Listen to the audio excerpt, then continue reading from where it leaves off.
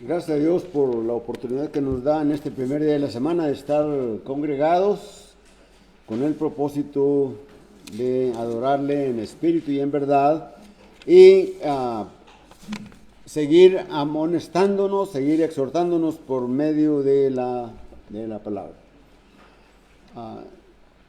De antemano pido perdón por en algunas ocasiones los predicadores no estamos exentos de errores y a veces decimos una palabra por otra y me disculpo por el texto que mencioné, me parece que la semana pasada, acerca de Marcos 16, 15, 16, cuando el Señor está diciendo a los apóstoles: id por todo el mundo y predicad el evangelio a toda criatura. El que creyere y fuere bautizado será salvo, y el que no creyere será condenado. Y me decía un hermano, usted dijo perdonado. Así que discúlpenme, es el que no cree el evangelio, el que no lo obedece, es condenado. Y Dios tiene misericordia de él y de muchos en todas partes de la tierra, teniendo esa paciencia para que se arrepientan. Porque, bueno, nuestro mensaje, nuestro sermón en esta hora es: ¿por qué predicar el evangelio? ¿Por qué predicar el evangelio?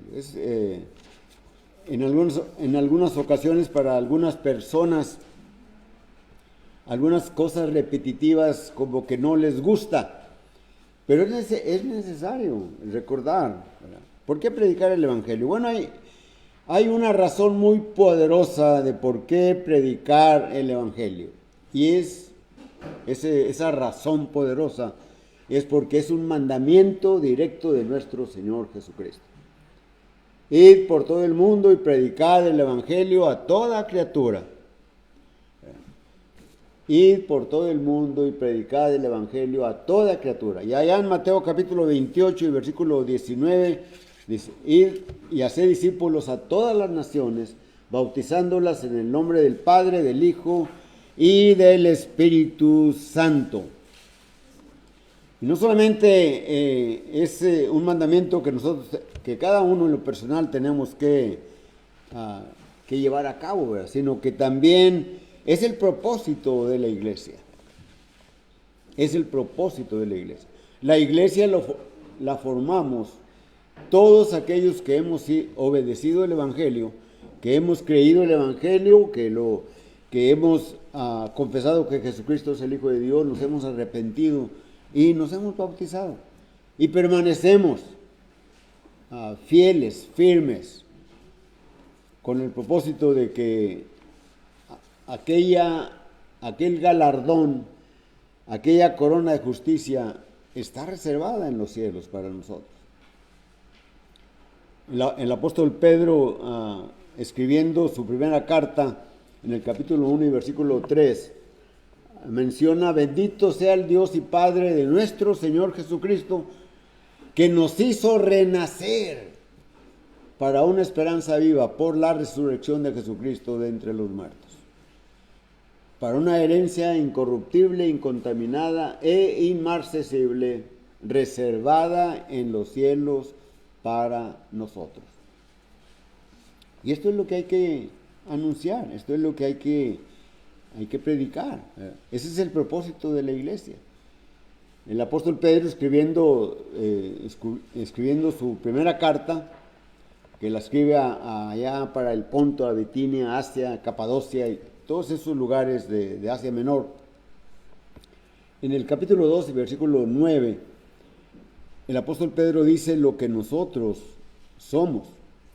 Mas vosotros sois, dice el apóstol Pedro, linaje escogido, real sacerdocio, nación santa, pueblo adquirido por Dios. Y luego el propósito: para que anunciéis las virtudes de aquel que os llamó de las tinieblas a su luz admirable.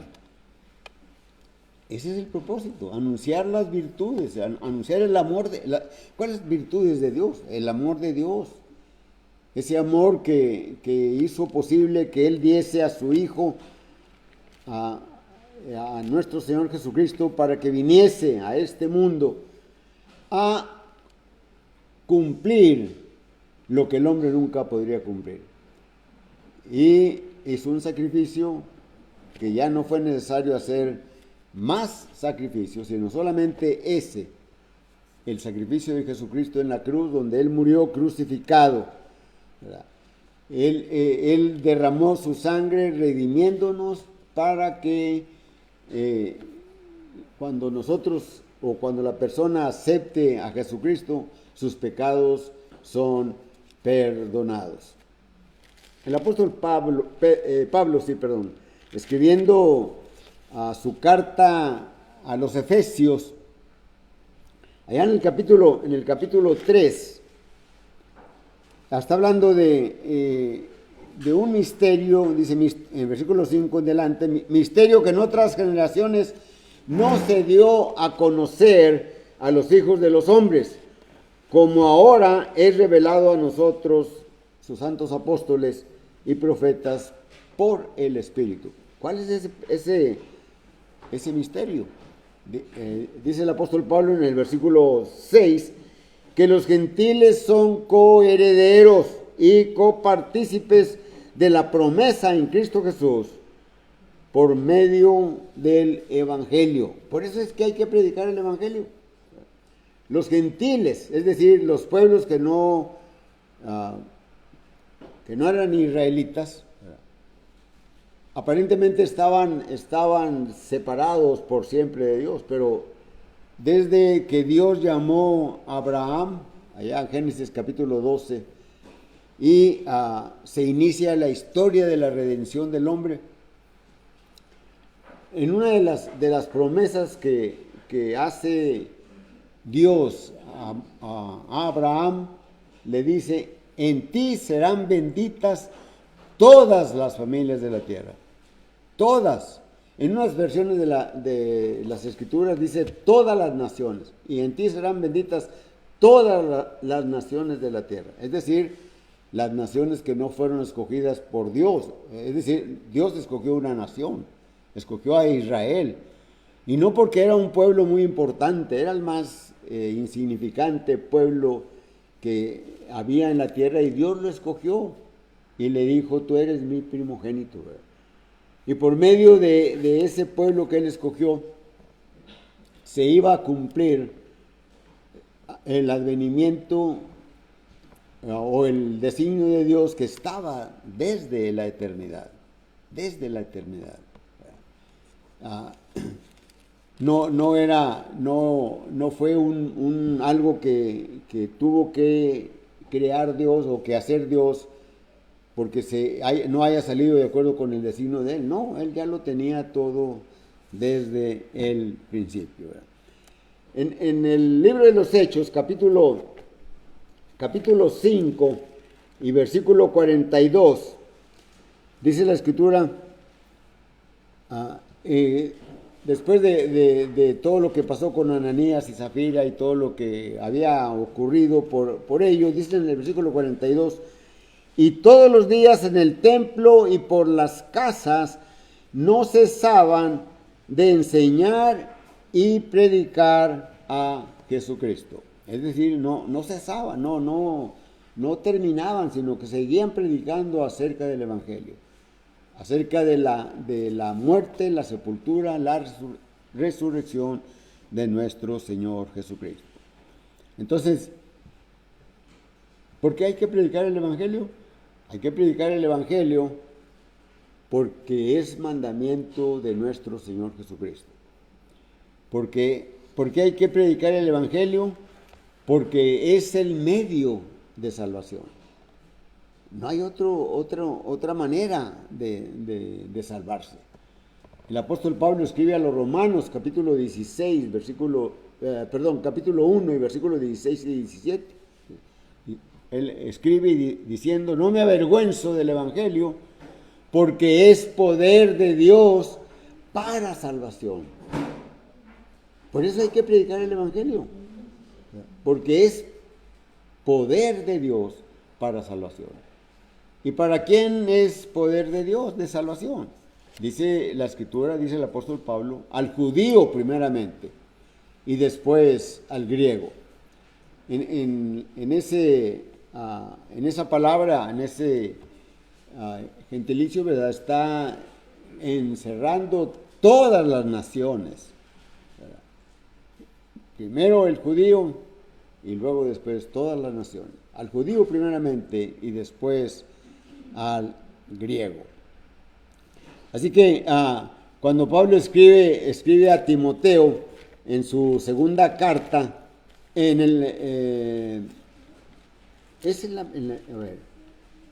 en la segunda carta, en el capítulo 4 y versículo 1 y 2, dice: te encarezco delante de Dios y del Señor Jesucristo, que juzgará a los vivos y a los muertos en su manifestación y en su reino. Dice el versículo 2, que prediques la palabra, que prediques la palabra. ¿Cuál palabra? El Evangelio, que instes a tiempo y fuera de tiempo. Redarguye, reprende, exhorta con toda paciencia y con toda doctrina. Esto es importante, con toda doctrina, con la sana doctrina.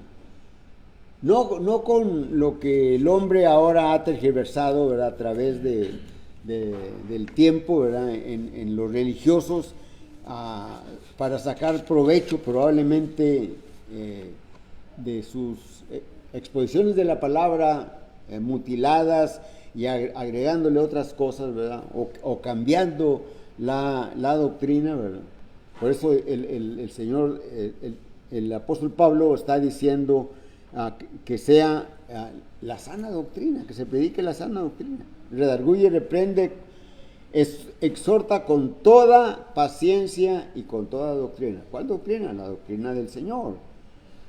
Porque vendrá tiempo, dice el versículo siguiente, cuando no sufrirán la sana doctrina, sino que teniendo comezón de oír, se amontonarán a maestros conforme a sus propias concupiscencias. Y esto es lo que está pasando hoy. Esto es lo que pasa hoy. Hoy, en la actualidad, hay miles y miles de iglesias, ¿verdad?, que se amontona la gente con ellos, ¿verdad?, y que anhelan recibir la sana doctrina, pero solamente reciben informes conforme a su propia invención, ¿verdad? Aquí en este caso el apóstol Pablo está diciendo conforme a sus propias concupiscencias, es decir, a esos apetitos desordenados de bienes materiales y de placeres físicos, ¿verdad? Y esto es lo que hace hoy los pseudos predicadores, ¿verdad?, en la mayoría de los casos. Pero así está dentro del plan de Dios. ¿Cuántos se salvan? ¿Son muchos los que se salvan? Son pocos los que se salvan. Y el Antiguo Testamento nos da ejemplo de esto, ¿verdad? Allá en el juicio que Dios hizo al mundo, cuando mandó el diluvio, solamente se salvaron 8 personas que entraron al arca que construyó Noé y sus hijos y toda la familia, ¿verdad?, y de acuerdo y conforme a las instrucciones que Dios dio. Y ellos, los que estuvieron dentro del arca, se salvaron del diluvio. Bueno, hoy esa es una enseñanza para nosotros. El apóstol Pablo escribe a Romanos en el capítulo 15, versículo 4, ¿verdad?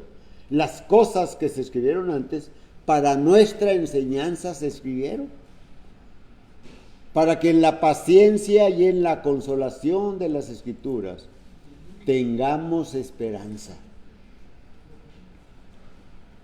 Aquella familia de Noé tenía la esperanza, porque venía de Dios, de que ellos se iban a salvar porque iban a estar dentro del arca. Los que no estuvieran dentro del arca iban a perecer, y así sucedió. Bueno, la iglesia, el arca de Noé señala a la iglesia que el Señor edificó. Nuestro Señor Jesucristo le dijo a Pedro y a los apóstoles: edificaré mi iglesia. ¿Cuál iglesia? El Señor está diciendo mi iglesia. Entonces la respuesta es: ¿cuál iglesia? La iglesia del Señor, la iglesia de Él, la iglesia que Él compró, que Él ganó con su sangre. Él derramó su sangre para que toda aquella persona que aceptara a Jesucristo, sus enseñanzas, sus demandas, obedeciera al Evangelio, fuera parte de la iglesia.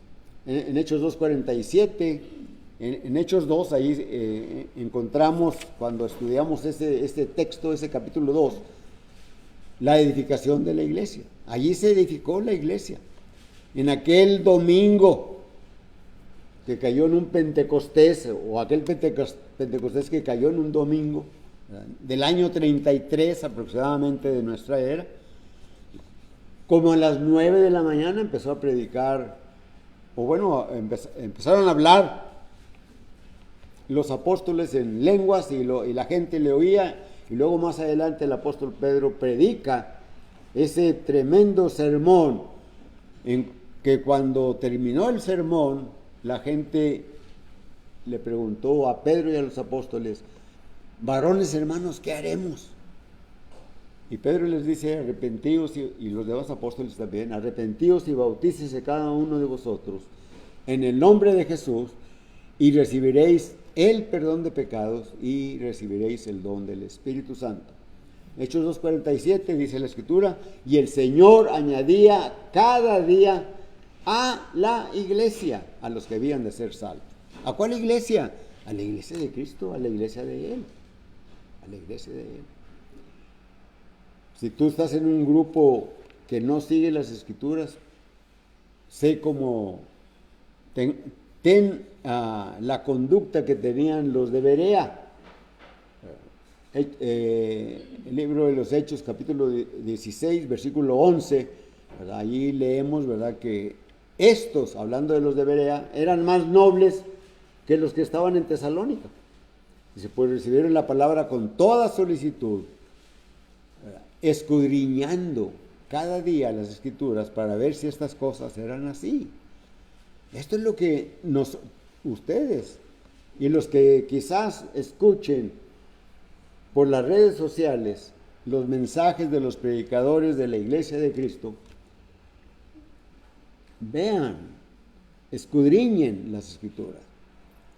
El Señor Jesucristo mandó a los judíos, Juan 5:39, escudriñen las Escrituras. ¿Por qué? ¿Por qué, maestro? Porque en ellas os parece que tenéis la vida eterna, y ellas son las que dan testimonio de mí, dice el Señor. Así que, ¿por qué predicar el Evangelio? Bueno, hay que predicar el Evangelio porque es un mandamiento dado por nuestro Señor Jesucristo. No por los apóstoles, por nuestro Señor Jesucristo. Luego cada uno, ¿verdad?, tenía que predicar, o esa es nuestra responsabilidad, hablar de Cristo. Y si no podemos presentar un mensaje con textos, ¿verdad?, debemos de ser ejemplos, que vean la diferencia de nuestra conducta que tenemos en donde nosotros nos movemos. En el trabajo, en la escuela, en la calle, en las tiendas, en cualquier lugar, debemos de manifestar nuestro cristianismo. Debemos de demostrar que somos diferentes de los demás. Incluso en las partes más insignificantes. Allí, en eso, debemos de demostrar que soy diferente, que tú eres diferente, que somos diferentes. El cristiano así es, se predica por su conducta, llama la atención. Por eso el Señor Jesucristo dijo a sus discípulos: vosotros sois la sal de la tierra. Y luego después dice, vosotros sois la luz del mundo. Y en ese orden. No dijo primero sois la luz y luego la sal. No, primero la sal. Y el Señor escogió estos dos elementos porque tienen solamente una razón fundamental, básica. La sal para la putrefacción. Es decir, la sal no deja que la carne se pudra. Bueno, el cristiano para la putrefacción que está alrededor. Y cuando alguien sabe que esa persona es cristiano, le sacan la vuelta o se callan de sus conversaciones obscenas que tienen, ¿verdad? Y somos la sal. Paramos el pecado. Y luego después ya no nos invitan a ningún lado. No, son bien aburridos. ¿Por qué? Porque no nos gusta o no somos partícipes de esas cosas. La Escritura lo dice, ¿verdad? Para algunos, cuando alguien se da cuenta que eres la sal de la tierra, se hace la pregunta, ¿por qué? Y va y le pregunta, oye, ¿por qué tu familia, por qué tú en el trabajo, en la calle, en la casa, la familia, en donde quiera, son así? Allí somos la luz del mundo, cuando empezamos a iluminar. Pero primero sal y luego luz. Así que el Señor dijo eso, ¿verdad? Prediquen el Evangelio. Sean la sal de la tierra, sean la luz del mundo. El apóstol, no terminé ni siquiera lo leí más bien, ¿verdad? Estaba leyendo en Efesios capítulo 3 y me quedé allí en el misterio, ¿verdad? De los gentiles, ¿verdad? Que también son parte del pueblo de Dios, que los gentiles son coherederos y miembros del mismo cuerpo y copartícipes de la promesa en Cristo Jesús por medio del Evangelio, del cual, dice el apóstol Pablo, yo fui hecho ministro por el don de la gracia de Dios que me ha dado, según la operación de su poder.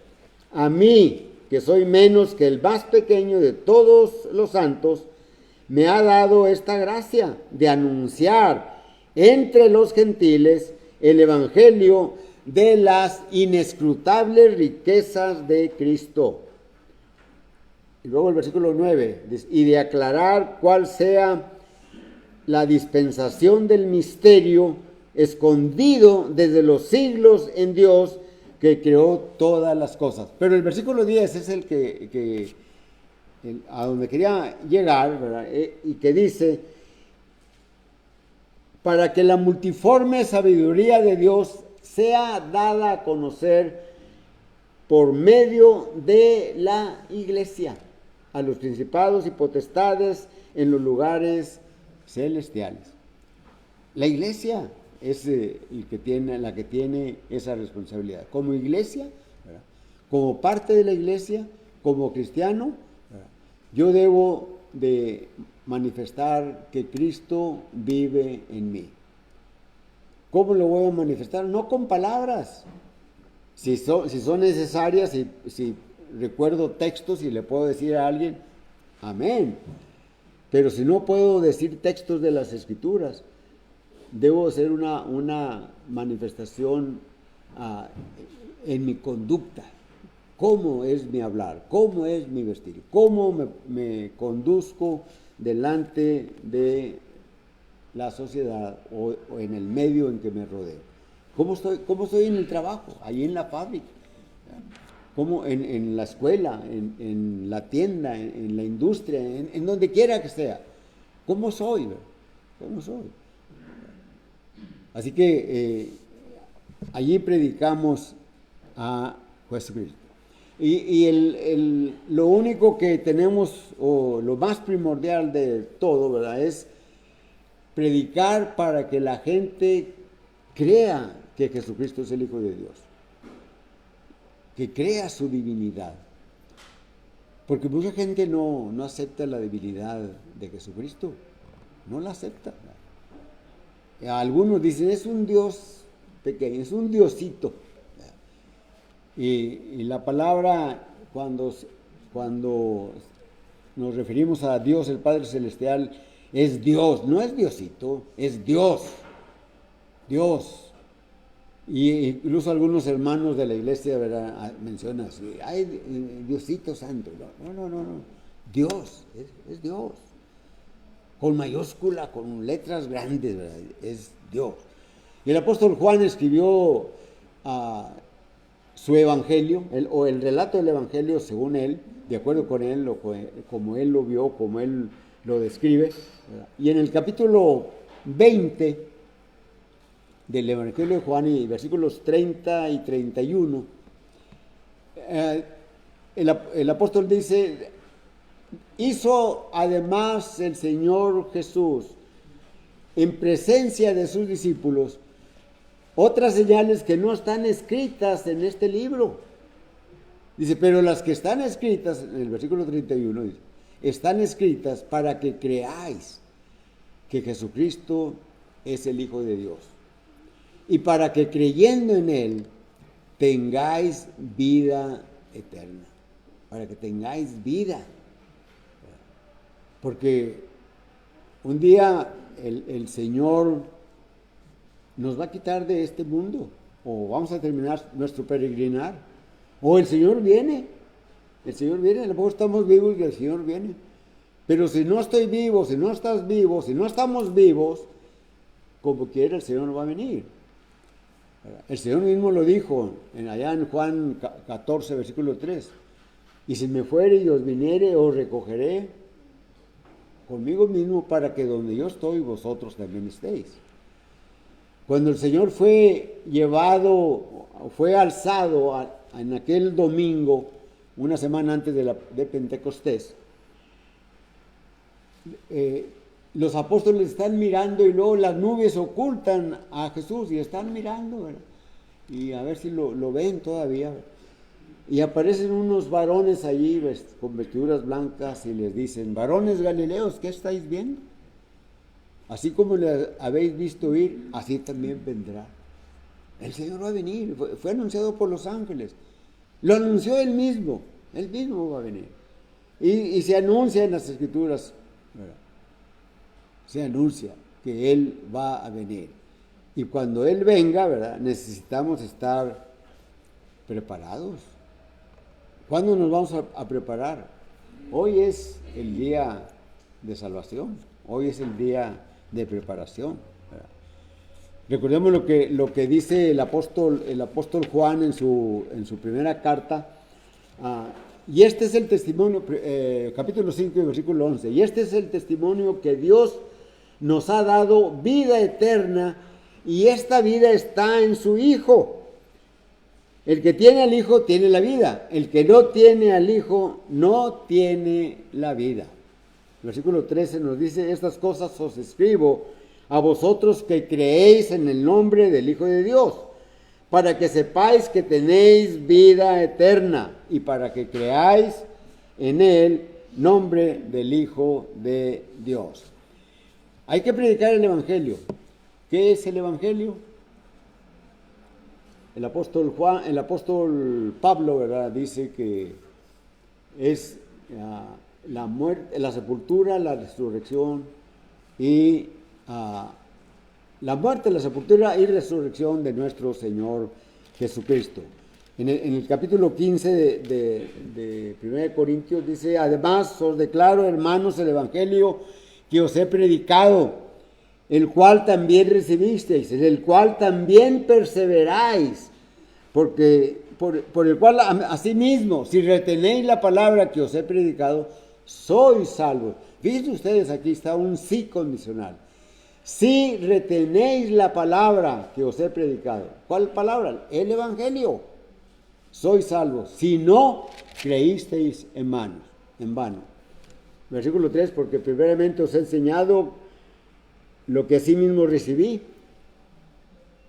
El apóstol Pablo lo recibió directamente de nuestro Señor Jesucristo, lo que así mismo recibió. Que Cristo Jesús murió por nuestros pecados conforme a las Escrituras, y que fue sepultado y que resucitó al tercer día conforme a las Escrituras. Así que, ¿por qué predicar el Evangelio? Por estas razones que he mencionado. Primeramente porque es un mandamiento de nuestro Señor Jesucristo, porque es el único medio con el cual el hombre puede salvarse, y porque es el propósito de que la iglesia predique el Evangelio. Ustedes recuerdan 8:4, ¿verdad? Cuando la iglesia fue perseguida, Hechos 8:4 dice, y todos los que salieron por causa de la persecución iban anunciando el Evangelio, predicaban el Evangelio. Y luego en Hechos 11, ¿verdad? Allá por el versículo 11 me parece, dice, y todos los que salieron por causa de la predicación, unos se fueron a Chipre, otros se fueron a las regiones de otras regiones, dice, y unos se fueron a Antioquía, ¿verdad? Y allí anunciaron el Evangelio. Así que, ¿para qué es anunciado el Evangelio? Para que lo obedezcas, para que vengas a Cristo. La invitación es la predicación de la palabra. Se dice en todas las congregaciones, ¿verdad? Tenemos un himno de invitación, pero la predicación es la invitación, pero sí cantamos un himno. Así que si en esta mañana hay alguien que quiera venir a Cristo, confesar a Cristo, arrepentirse, creo que Jesucristo es el Hijo de Dios, allá hay agua, allá en el auditorio hay agua. Y como dijo el eunuco, allí hay agua, ¿qué impide que yo sea bautizado? Felipe le respondió, si crees de todo corazón, bien puedes. Así que vamos a cantar un himno.